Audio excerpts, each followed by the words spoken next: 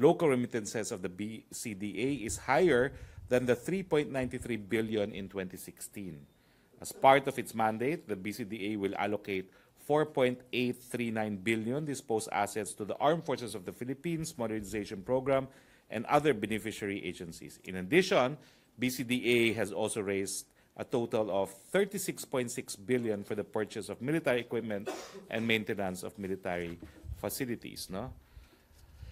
Another piece of good news on Tanggal Bulok, Tanggal Usok Drive. We are pleased with the results of the Tanggal Bulok, Tanggal Usok Drive of the Interagency Council on Traffic under the Department of Transportation PUV Modernization Program, which began last week. As of 4 p.m. yesterday, January 15, we had 1,000 public utility and private vehicles which were so far flagged down, ticketed, issued summons, and apprehended for various road safety and roadworthiness issues. Of this number, 80% are public utility vehicles, with most cases having defective parts such as kalbogulong, defective or no headlight, and the like, smoke belching, and other violations. No? I'd like to reiterate what we had mentioned yesterday, that today's increase in fuel prices is brought about by the movement in prices in the international market and not just because of trade.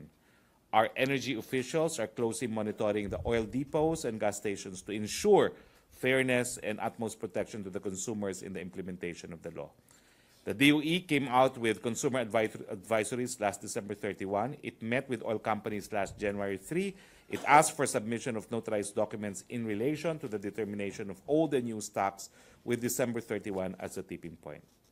DOE will continuously conduct random checks on the depots and gas stations to ensure alignment of operations with data submitted. On the Sanofi refund, we welcome that refund, but the position of the Department of Health is for a full refund. Now, nonetheless, we view this latest step of the pharmaceutical company as a step in the right direction. We highlight that the refund will in no way affect ongoing investigations, which will ultimately determine whether or not there is criminal culpability on the part of Sanofi. I issued yesterday a statement on the decision of the SEC on Rappler. In reply to the press conference conducted by executives of Rappler, we would like to deny, first and foremost, that the state has infringed on freedom of the press of Rappler or any of its reporters. Truth is, the reporter of Rappler is still in our press briefing.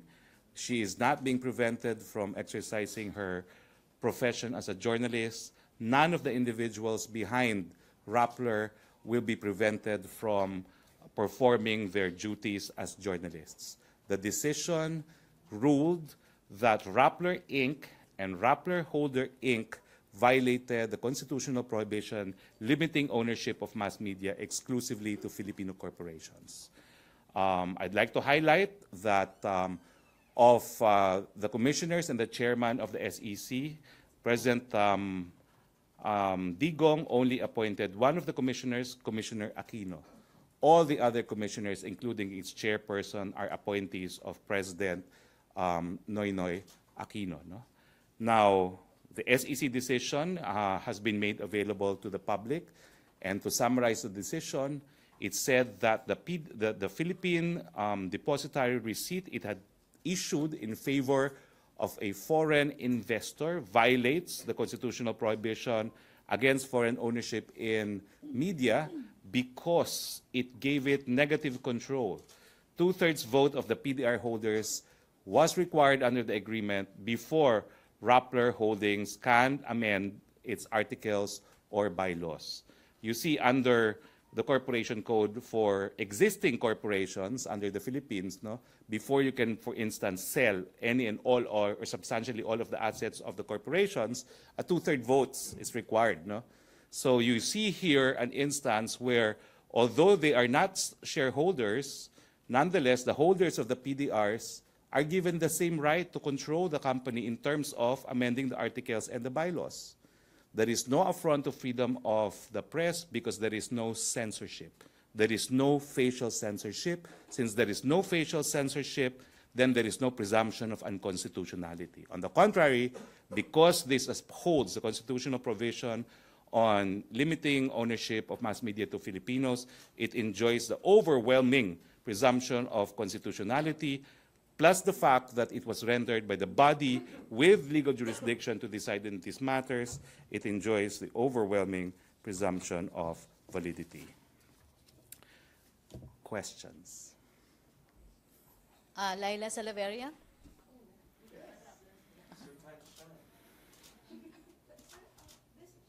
happening with Raptors? Or isn't this part of a pattern? Because the president has complained about several media organizations in the past, and every time he complains about an organization, may government action that's happening to that organization. I think that's a great disservice to the chair of the SEC. In the legal profession, if you respect Maria Ressa in the journalism profession, Chair Herbosa enjoys the same kind of respect amongst lawyers. That's really something that lawyers will find difficult to accept, that Chair Herbosa is a person who can be influenced to making a decision that is contrary to law. Chair Herbosa simply is not capable of that. But sir, this move was prompted by a letter from the Office of the Solicitor General. Well, according to the decision itself, they were looking into the matter already before the Solicitor General requested the Commission to look into this matter. Moreover, this was in the overall context of the SEC coming up with rulings interpreting our rules on ownership. If you will remember, PLDT had the same kind of controversy on its preferred rights. So it just so happened that at the time this decision was rendered by the SEC, there were all those similar issues that the SEC decided upon, which has since been ruled upon also by the Supreme Court. But sir, the President also earlier threatened the franchise of a TV station after he complained about its coverage.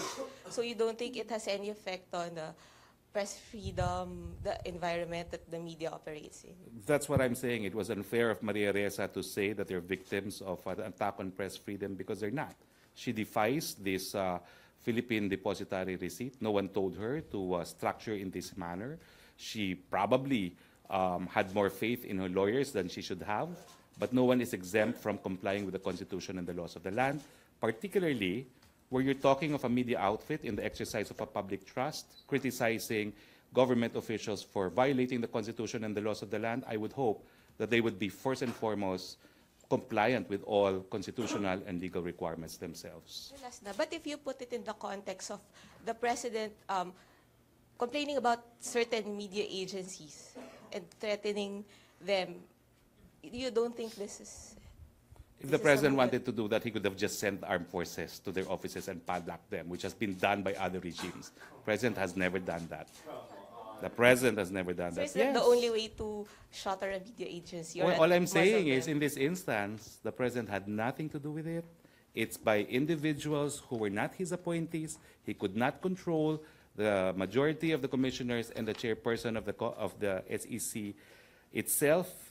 And of course, you don't know about the credentials of Chairperson Tess Herbosa, but I'm reiterating it. It is unfair to her to think that she was acting merely as a lackey of the President. She will never do that. So sir, is it just a coincidence that the President had singled out Rappler for criticism earlier? Let me put it this way. No one is exempt from complying with the Constitution and the laws of the land. Even Rappler, even the media must comply with it. Okay, Pia? So, sir, the President's speech and the President mentioning Rappler in the SONA had nothing, it had no effect whatsoever on this case. No, because this was a legal decision based on existing jurisprudence and based on interpretation of the Constitution made by an independent body that the President does not control. Sir, how about the speed in which this case progressed? It was resolved in 5 months when usually it takes a year. They skipped certain processes. And also there are some cases when in similar situations, the SEC just requires the company to strike down that part of the contract instead of completely revoking their registration. How would you then explain this? Pia, I think the SEC is looked upon as one of the most efficient agencies of government. Chairman Herbosa is renowned and respected for the dedication to the rule of law, and for her consistent stand against corruption in government as well. Sir, how about the fact that the papers were accepted by the SEC in 2015, but under a new administration, it has been looked upon unfavorably? What's the missing link let's here? put it this way. They will accept it, but if there is, in fact, a controversy on ownership, they have to rule on it. It would be dereliction of duty on their part if they did not rule on a pending issue before them. Okay, Joseph Morong? First off, sir, on the legality, is it the issue of PDRs per se or the one that you mentioned kanina na condition in the PDR particular to Omidyano? Well, the decision was the PDR was part of an elaborate scheme to circumvent the constitutional prohibition on foreign ownership of media because through the PDR, and you know, Rappler was not the only one that has issued PDRs, no, others have, but this is unusual because this PDR gave negative control to the foreign investor in the sense that 2/3 of the PDR holders needed to consent before they could amend the articles and bylaws of Rappler. And kanina nga, sinabi ko, Filipino corporations that intend to sell all or substantially all of their assets need to have 2/3 vote of all stockholders. No? So it's similar to that kind of a control exercised by stockholders. So that's why the court said this is a circumvention of the prohibition, even if, without a doubt, the shareholders are Filipinos. By entering into this kind of an agreement, they have given control to a foreign entity. Okay, follow up? And that is relevant because vis-a-vis the 100% media ownership provision in the Constitution. Because the intent behind that is so that no foreigner can control any media business in the Philippines. Do you think that the SEC was a little more liberal, no pun intended, in the interpretation of what control is? No, this is according to an established jurisprudence. No, I have the name of the jurisprudence. I was going to give you copies of this jurisprudence. No, but let me see. But there is Tobacco ba established yan? jurisprudence And the here media. already, and it is the case of Gamboa. This is the case of Gamboa. No. Well, it's Gamboa ruling. No. I don't have the exact Later na lang. citation. Yes. How does the president or the palace describe Rappler's reporting on the administration? What I can say is that the president found it unfair for Maria Ressa to claim violation of freedom of the press when, according to him, Rappler has been very active criticizing individuals for violating the Constitution and the laws of the lands, and it turns out it is by itself violating the Constitution. In law, we have a saying, one should come to court with clean hands. Because the media industry is a public trust, one should exercise, I guess, no, privileges out of this public trust also with clean hands. Before you criticize others, look into the mirror. Look at yourself first. You've talked to the president about this? Yes, When was this? last night. Last night. And what was his sentiment? Well, he just did not like the fact that Rappler was saying this is a result of the president's dislike for Rappler. Of course not. He had nothing to do with this decision. He was not even aware that there was this decision coming out. Okay, RJ? Follow up? Joseph? Sir, still on Rappler, is it possible that this will create a domino effect where other media companies would be dragged into the same investigation due to PDR issuances? Well, I can confidently say that other online news agencies like Vera Files, Minda News, don't have PDRs.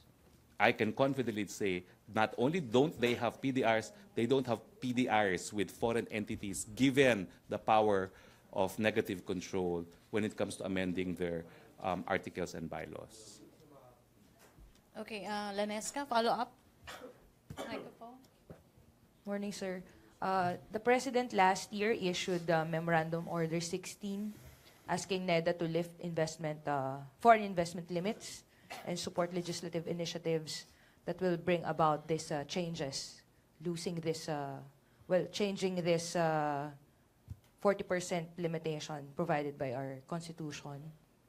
This is to raise the level of our competitiveness and to foster economic growth, according to the President. And yet, the chief government lawyer, Solicitor General Calida, is prosecuting a media entity for supposed violation of the 40%. So, is there I see a disconnect there, and how can the Solicitor General prosecute the Rappler or any other media entity for that matter for alleged violation of the 40% when he has issued a memorandum for liberalization of that 40%? What is the President's stand really? Let me start by saying, with all due respect, that your questions are misleading. Number one, the Solicitor General has not said he will prosecute anyone yet.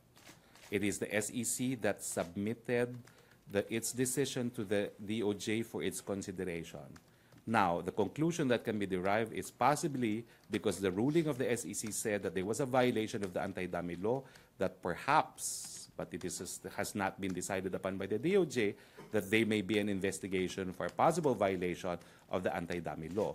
Second, please don't talk about a negative list, because a negative list does not include media ownership. The 60-40 rule is not applicable here because media entities are supposed to be 100% owned by Filipinos or Filipino corporations. Sir, follow up. Yeah, sir, I mean, what is the President's stand?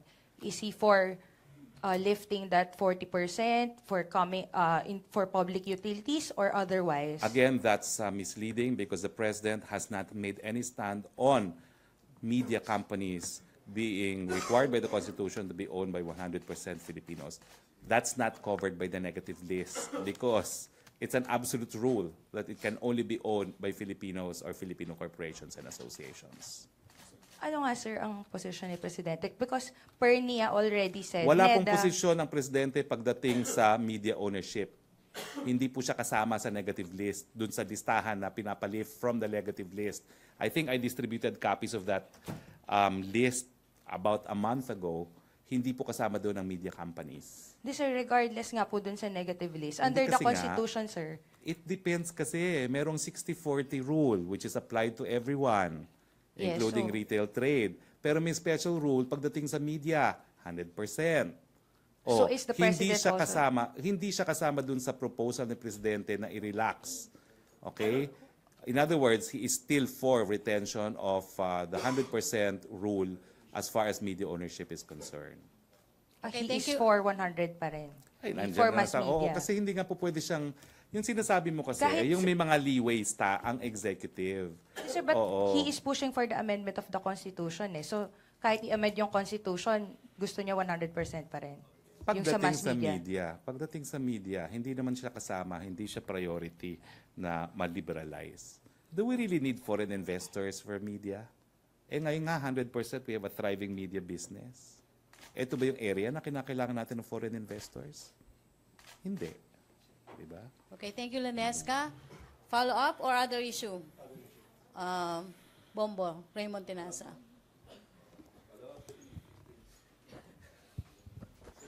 Sir, yung sa issue naman ng mga passports, kasi libo-libo yung backlog and ang tinatamaan dito yung mga kaawa-awang mga overseas Filipino workers na they are traveling from the provinces going to the Metro Manila para mag-apply. And yet, pila-pila at minsan mag-apply sila ngayon and after 3 months pa sila makakuha ng schedule sa DFA. Sir, can we do something to fast-track at maayos itong libo-libong backlog ng mga passports application? Kahapon po, sinabi ko kung ano yung ginagawa ng Department of Foreign Affairs. No? In-increase na po nila yung intake nila sa kanilang main office dito sa Asiana.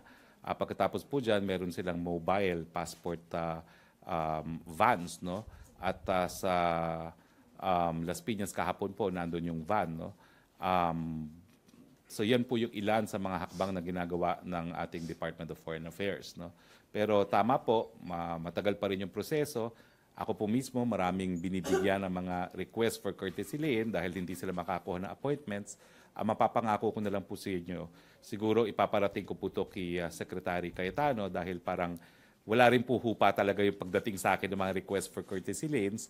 At ngayong naitanong nyo na po, it's only but proper that I sit down with them and relay to them what the people through the media have been demanding, no? Which is quicker appointments and faster passport issuances. Saka yung bagong desisyon ng DFA, na-implement na ba effectively? Kasi yung mga travel agencies, pinapakyaw nila yung mga slots supposedly for the individual applicants. Well, ang sabi po ng sekretary ng DFA kahapon din, no, in-invalidate na raw po nila yung mga slots intended for travel agencies. No?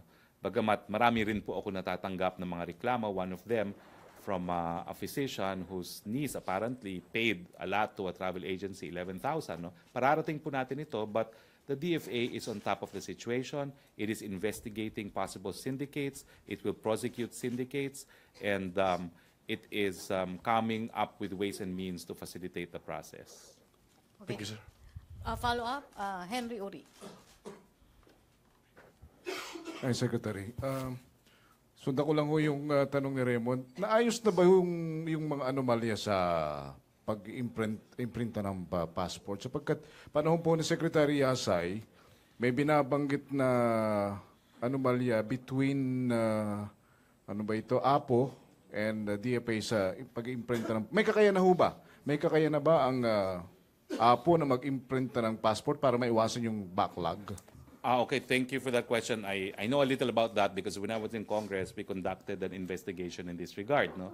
Now, like you, I heard that supposedly Secretary Yasay and supposedly Presidential Legal Counsel opined that the contract between APO and a private company, I believe it is UJEC, is contrary to law, but I have not seen a copy of the legal opinion myself.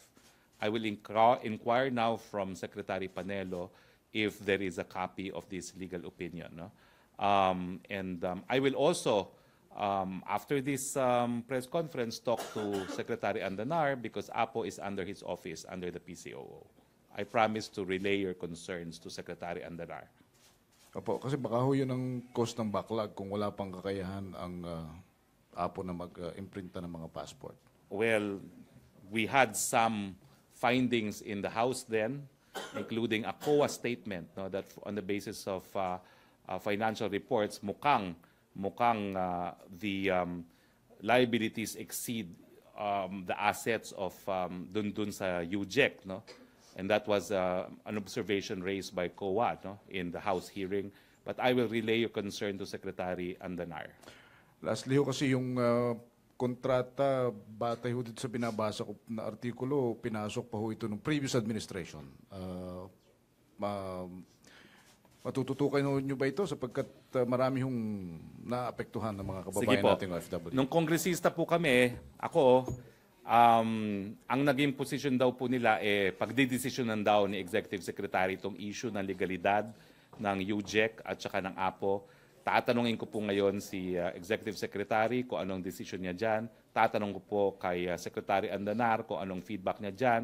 At hihingin ko rin po ang yung formal report ng COA on the soundness, financial soundness of the contractor UJEC. All right, thank you, sir. Okay, other Unfortunately, I cannot give you answers now. I can only verify from people in the palace. Yes. Pia, follow up or other issue? Okay, Pia. Microphone.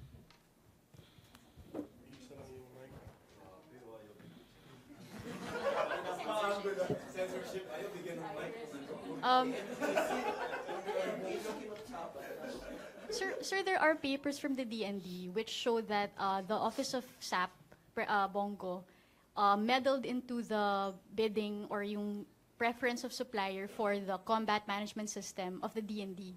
So apparently, based on the documents, his office expressed preference for a South Korean supplier, and the DND or the Navy wanted another supplier. So parang may debate on which, and parang that's what led to the firing of the Navy chief. So this runs contrary to statements by the President that his office never intervenes in government contracts. Can you explain this I have contradiction? no idea what you're asking about. I will have to inquire.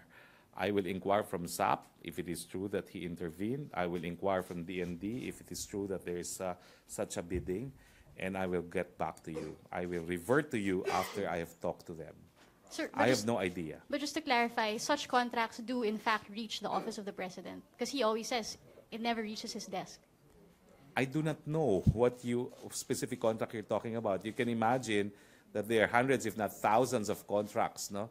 Sir, So this I is do the not one know. You dealing have to with- specify which contract it is, Yes. so that I can make the proper inquiry. Sir, this is the preference for Hanwha Thales, THALES, to provide critical combat management system for 2 warships that were being built by the winning bidder, Hyundai Heavy Industries. I will inquire. Yes. Okay. Aye. I will not. I will inquire because I do not know. Okay. Follow-up or other issue? Rose Novenario.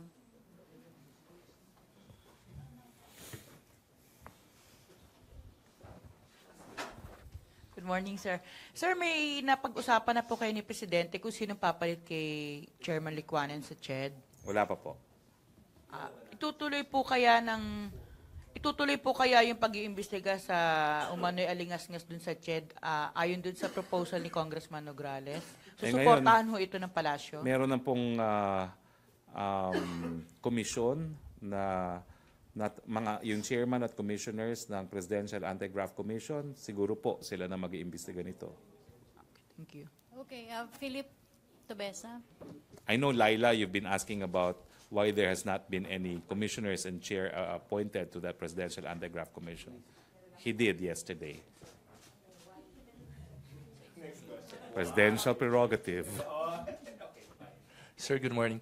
You mentioned yesterday na the BBL would be prioritized by the administration even before the Chacha. Pero as of last month, December, the President was saying na meron itong mga constitutional infirmities na baka mahirapan ipasa. Why the change in tune now? No, there's no change in tune. You need to pass a BBL that's consistent with the Philippine Constitution. Simply put.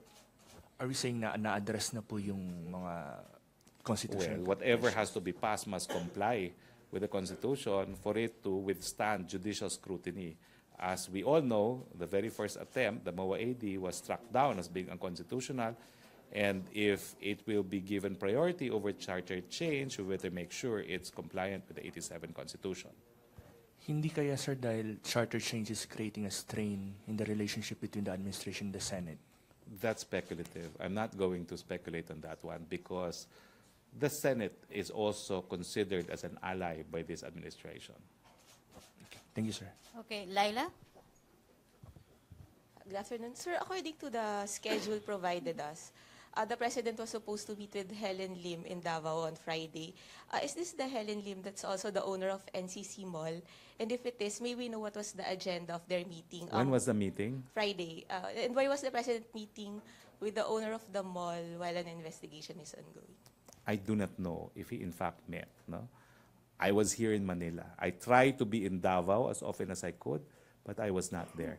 I was there for the interview. I did not see Helen Lim in Panacan. Maybe, I do not know if it happened because I was there before the President arrived. Now I can probably say I did not see Helen Tan in the vicinity of Panacan on Friday. Helen Lim. I did not see her in Panacan. I was physically in Panacan last Friday. So was it canceled, sir? Because it was on the schedule provided to us. I do not know, but I can confirm that I arrived very early in Panacan. I arrived at around 2:30 and I had to wait before Carol Arguelles arrived. Okay, thank you. Okay. Ace Romero.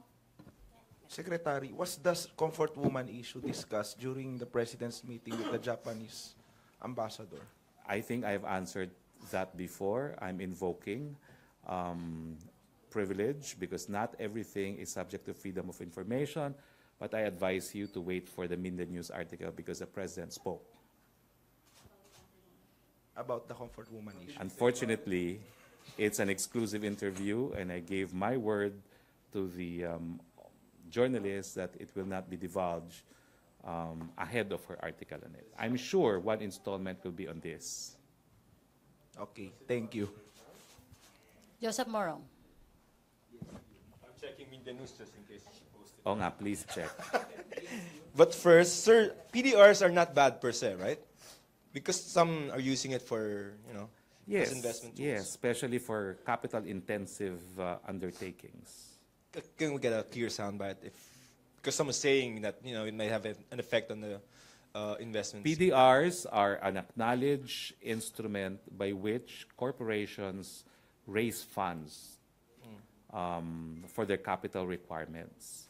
However, the PDR issued by Rappler stands out because it gave it the power to control the company in terms of a 2/3 vote being necessary on the part of the PDR holders in case there are amendments to the company's articles of incorporation or bylaws.